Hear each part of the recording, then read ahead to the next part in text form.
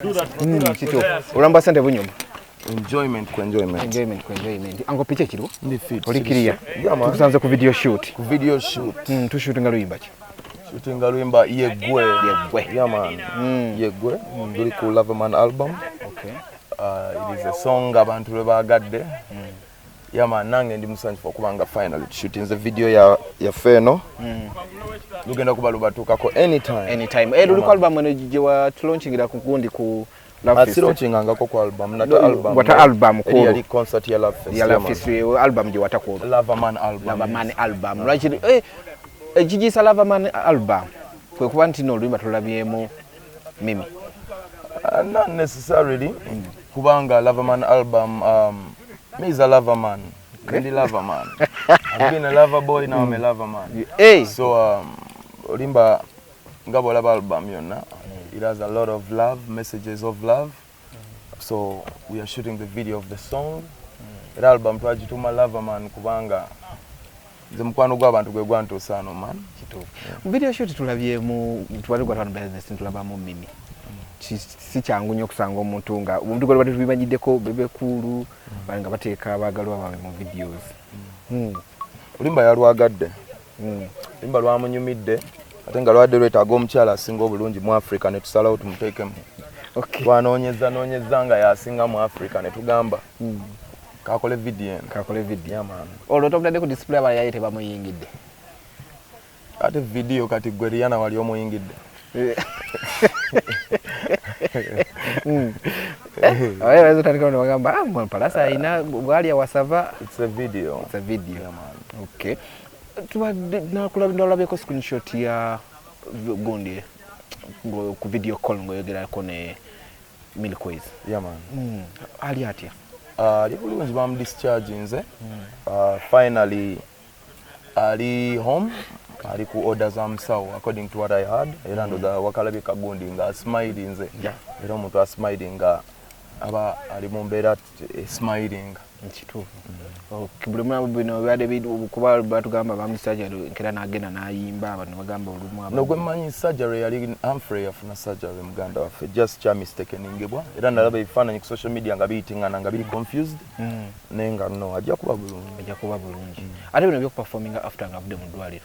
Anti kati omusawo kati nze ngeri gye siri musawo omusawo yamuwa doctors orders kati ezo orders yazimanyi n'omusawo engeri message y'eddwaliro gye ba confidential so kitegeeza yaba ino kutotolera ekikwatagana ku orders kize bamuwa bino by'abantu okuvayo nti no yali alimba bamanyi family yo muti omubera mu badi buli saawa abantu bavangayo bulijjo okuba kati ffe tuli ba public servants abantu bawe ebiteeso byabwe ku ndowooza yaabwe ne waliyo opinion waliyo ne fact no opinion tebifaanagana kati zenkwaze facts zenninako zolinako kituufu yali mulwadde abebogera yes ate kati olabye ne video omuntu bamu discharge ng'okuva mu ddwaliro tulabyeko mimi wano ng'oli mu kushootinga video first of all katandikireko ku the beautiful girl tugambye yasinga obulungi mu East Africa ntono mu Africa kubanga video eno twakoze research nga twetaagamu omukazi asinga obulungi mu Africa nete akalulu ne kamukwata.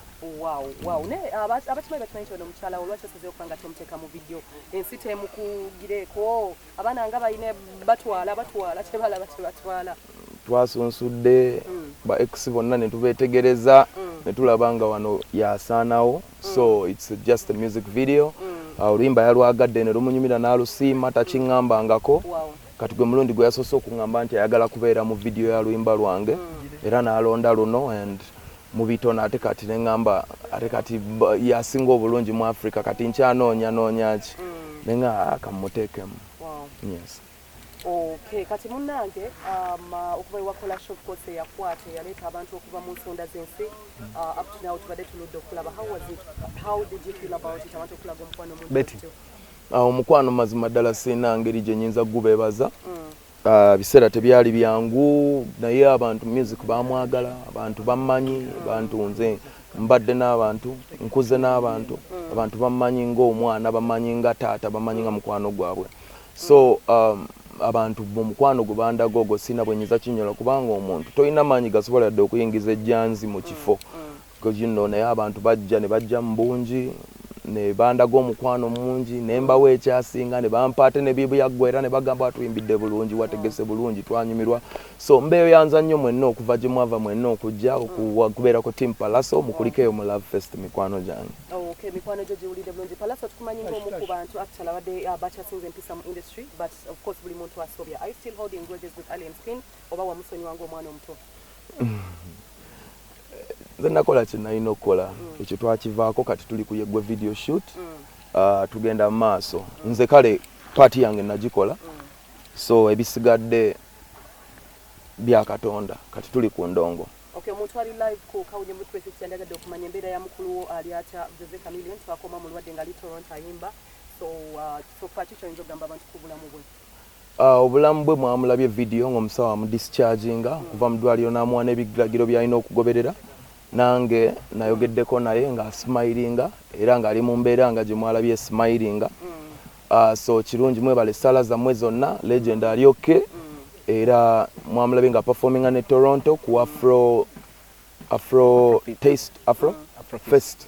Yes, so congratulations era tube bagumu bannange tukyagendera ddala mu maaso.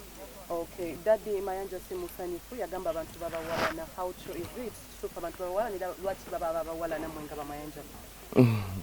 Ekumi teryagala omu, ekumi terisiima omu. Toyinza kubeera mulungi omu ne mu luzungu bakavunula ne bagamba one man's meat is another man's poison. So ate dda bagamba bw'oba oyagala okulemererwa gezaako okusanyusa buli omu. The key to failure is trying to please everybody. You can't please everybody. So nze ndowooza ekisinga obukulu kufa nnyo kwabo abatwagala ng'abo abajja mu bivulu abo abagula music abo abatuwa streams. I think that's the main part. So ate awo nga nabo omulimu gwabwe bagukoze bulungi kuba embeera mugiraba embeera eraga nti tulina abawagizi.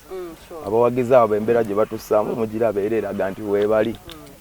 Okay, of course ababawala nabo babawaladira ddala babyogerera ddala osuubira kiva ku ky'abantu okubanga always Betty you guys out of your family nga Daddy yakyogera nti babawalana osuubira entabwe eba ku ki? Just lwakuba nti ffe tuli mu kamera nti eyo Mayanja family nti oyo gundi naye bantu babawalanye bantu bawalana Yesu bantu bawalana abantu so empala naye eva ekyabuntu omuntu of course oli bw'abanga alina kyakola ekirungi nga abantu mbeera ebaamu ey'obujja just obujja obuhandolinze otya naye nga buli omu awalanwa teri muntu ali awo nga buli omu amwagala so I don't think nze ndi wanjawulo kwabo era tekinneewuunyisa wabula kinzizaamu amaanyi kubanga n'abampalana buli bwe banjogerako eyo ate nange erinnya lyange bongera odditambuza era baba bali kunze ate nga nze njagala kutunda linnya so it's a win-win situation. Also, Pallaso, do you have any plans for your London fans? Bantu banja abayisiba ovinga togenze bayimbira. Any plans? Should we expect any show the upcoming ogenda kubanga togenda kubanga batereze emitima? London manager bookings nyingi ate kati okuva lwesagenda ne bansubwa kati ate bookings ziri mu bbanga nnyo waliwo abadde ayagala tukole naye on the different dates sagala kumenya abantu kubanga sagala kuteekawo mbeera but tulina bapromoter nga bataano they all interested for us to perform mu London actually ne Manchester ne Birmingham so we are still negotiating when the right time comes buli kintu kirina time yakyo era bafaani bange ab'e London time entuufu bwenaatuuka Pallaso time mugimanye etuukanga ejja tuuka and it's Pallaso time we will be there and we will represent. So twalabyeko show ya Muganda muyite mukwano gwo Clever J cause watugamba mbaba ba Luganda which is right si buli muntu nti gwolina ko Luganda mubeera so close should we expect you ku show ya Clever J waba kuyise ne bwaba tampise ndi faani we so inshallah when naba nina obudde nga nange ndi available I will come through inshallah n'obulamu nga weebuli tusabe Katonda. Okay. Tulabyeko omukyala Mimi nga wali wano mu kifo sulira beti tunaye tumunoonyeko atubulire video efulumadi gye tuli mu shooting olwaleero banga ki video oluyimba baluyita yeggwe pest yaluliko yavunaanyizibwa tujja kuba tubawadde eti entuufu lwenaaba efuluma so mubeere nga mwetegese kubanga oluyimba video tumaze gishootinga oluyimba already lwagowinze number 1 on different charts So let's hope it goes up and higher from there by your love. Kwa album yonna Olimba wakashutingako wakashungako enyimba meka? Binyuma ali ku album. Okay. Bega Bega remix eri ku album. Okay. Yegwe eri ku album. Okay. Gwenze ne Bruce Melody luli ku album. Olimba lange ne Ketchup luli ku album. Okay. So zezo video ezaka shooting bwako sofa. Okay. Nenga kuliko nyimba endala nyingi zetujubonga. No more album until videos nga ziweddeyo? Asimanyi nze ndi musician nejo nasuze mu studio. Okay. Nsula mu studio lero mbera ku set nsula mu studio nsiba mu studio. Okay. Yeah man.